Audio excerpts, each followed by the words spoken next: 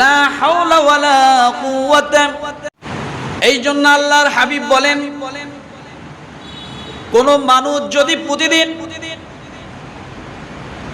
লা হাওলা ওয়ালা কুওয়াতা ইল্লা বিল্লাহিল আলিয়্যিল আযীম 100 বার করে পাঠ করে, কতবার? অর্থটা কি? লা হাওলা, আমার কোনো চেষ্টাই নাই, আমার কোনো শক্তি নাই, আমার কোনো ক্ষমতা নাই, আমি নিজের থেকে কিছুই করতে পারি না, আমার নিজের থেকে কিছুই করার ক্ষমতা নাই। ওয়ালা কুওয়াতা, আমার কোনো শক্তি নাই, আমার কোনো বাহুবল নাই, আমার অর্থ সম্পদ দিয়ে কিছুই আসবে না, কথা ঠিক কিনা?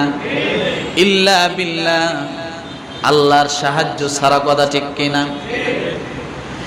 এই দোয়াটি যদি কোনো মানুষ প্রতিদিন 100 বার পাঠ করে, লা হাওলা ওয়ালা কুওয়াতা ইল্লা বিল্লাহ, আল্লাহর নবী বলেন ওই মানুষটির জিন্দেগিতে, জীবনে কোনোদিন দারিদ্রতা থাকবে না। কি থাকবে না? দারিদ্রতা থাকবে না। আপনি আজকে থেকে এই আমলটা করতেই থাকেন, লা হাওলা ওয়ালা কুওয়াতা ইল্লা বিল্লাহ, লা হাওলা ওয়ালা কুওয়াতা ইল্লা বিল্লাহ।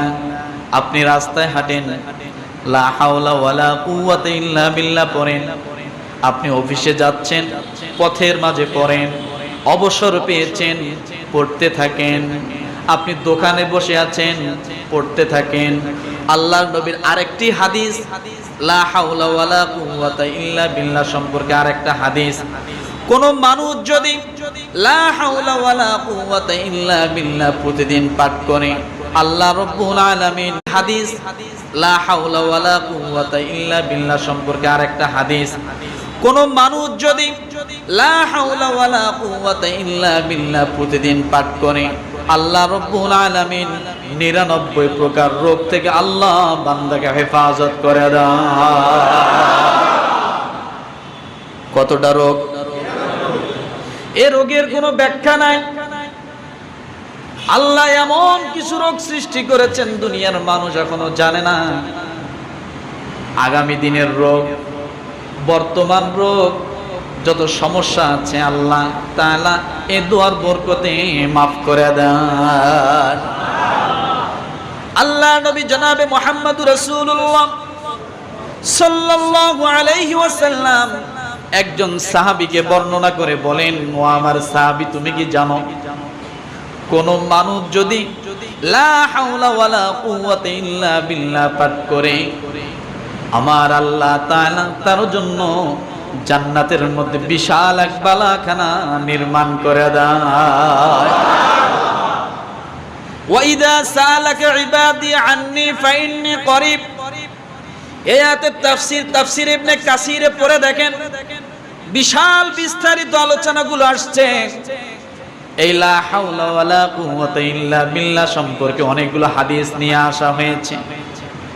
মানুষের জীবনে যে কোনো সমস্যার সমাধান যদি পেতে চান, অনেকে আছেন ঋণগ্রস্ত, ঋণ থেকে উদ্ধার হতে পারতেছেন না, কোনোভাবেই কোনো কিছু হচ্ছে না।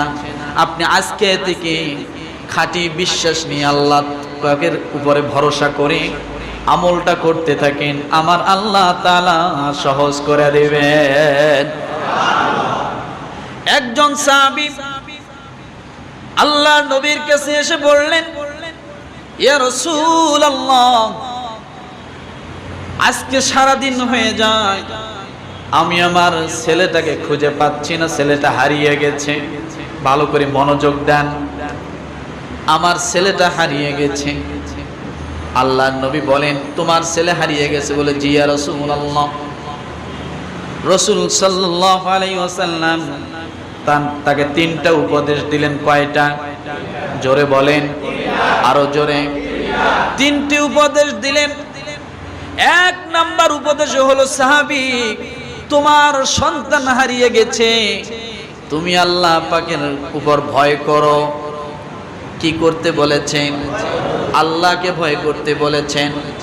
দেখেন ছেলে হারানোর সাথে আল্লাহর ভয়ের কি সম্পর্ক।